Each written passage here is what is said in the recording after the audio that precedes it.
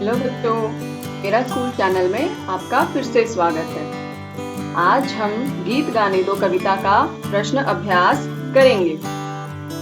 गीत गाने दो कविता इसके लेखक हैं, इसके कवि हैं सूर्यकांत पाठी निराला। आज हम इसके प्रश्न अभ्यास करेंगे। प्रश्न अभ्यास में चलिए पहला प्रश्न देखते हैं। कंठ रुक रहा है, काल आ रहा है, यह भावना कवि के मन में क्यों आई? आइए इसका उत्तर देखते हैं कि कवि के मन में ऐसी भावना आने का कारण है कि अवश्य ही उसे जीवन में कई दुख और तकलीफों से गुजरना पड़ा होगा। इसीलिए और कवि से समृद्ध और बलवान लोगों ने दुख और तकलीफ के समय में जब कवि होश खो चुके थे, उनका सहारा उनसे छीन लिया, जिससे अब उनके पास कुछ भी नहीं बचा। वह अकेले हैं, निराश हैं और आशाहीन हैं। इसलिए अब उन्हें लग रहा है कि काल और मृत्यु निकट आ चुकी है। उनके जीवन के इस संघर्ष और वेदनाओं से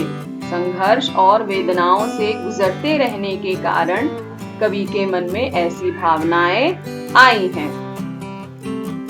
चलिए अगला प्रश्न देखते हैं। प्रश्न 2, ठग ठाकुरों से कवि का संकेत किसकी ओर है? यानी कि ठग ठाकुरों किसके लिए प्रयोग किया गया है?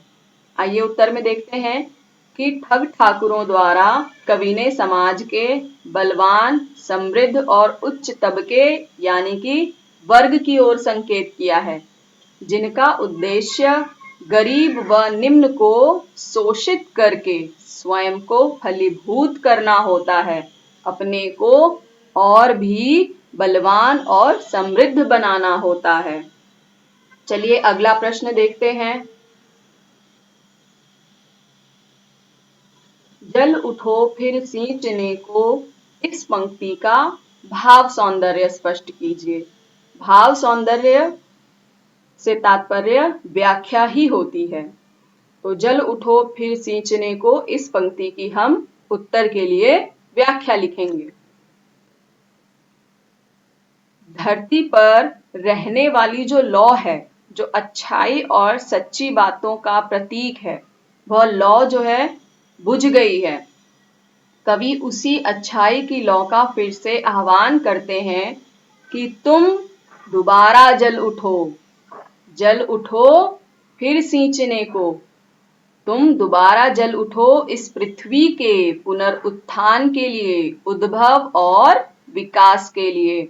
जल उठो फिर सींचने को का भाव क्या है कि तुम दोबारा जल उठो इस पृथ्वी के पुनरुत्थान, उद्भव और विकास के लिए। चलिए अगला प्रश्न देखते हैं।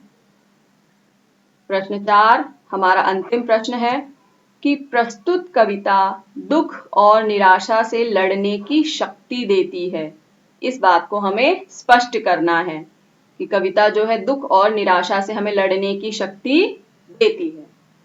उत्तर में देखते हैं कि व्यक्ति अपने दुख, तकलीफों, वेदनाओं से द्रवित हो जाए, मतलब उससे भरा पूरा हो, तकलीफ में हो, परेशान हो और उससे उसका सहारा छिन जाए। लेकिन कवि इस समय में गीत गाने की बात कर रहा है। कैसे समय में? तकलीफ और वेदनाओं से गुजरने के समय में, कि अपनी वेदनाओं को छिपने और रोकने के लिए वह गीत गाने की बात करता है, छिपाने की बात करता है, रोकने की बात करता है। गीत केवल खुशी के अवसर पर ही नहीं, वरन दुख को भुलाने के लिए भी गाया जाता है। गीत गाने से मतलब यहाँ अपनी वेदनाओं को भुलाने जैसा है और वर्तमान तथा भविष्य की ओर अग्रसर होना चाहिए। धरती पर रहने वाली अच्छी बातों व उनकी अच्छाई जो कि खत्म हो गई है, उनका प्रतीकात्मक स्वरूप क्या है? प्रतीकात्मक स्वरूप लौ, उसके बुझने पर उन्हें पुनः ज्वलित करना, दोबारा से जलाना, यही सब जो बातें हैं दुख और निराशा से लड़ने की शक्ति देती हैं। कौन सी बातें?